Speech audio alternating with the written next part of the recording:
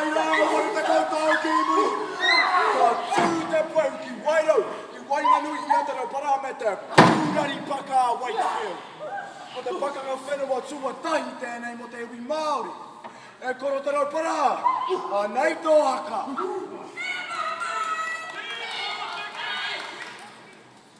Whātiko!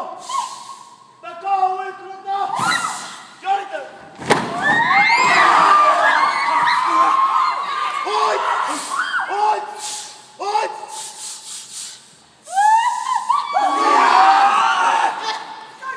Kia kutsia!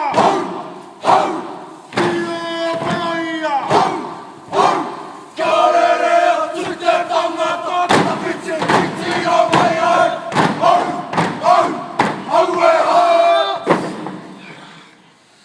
Whakarongo mai e te kawana.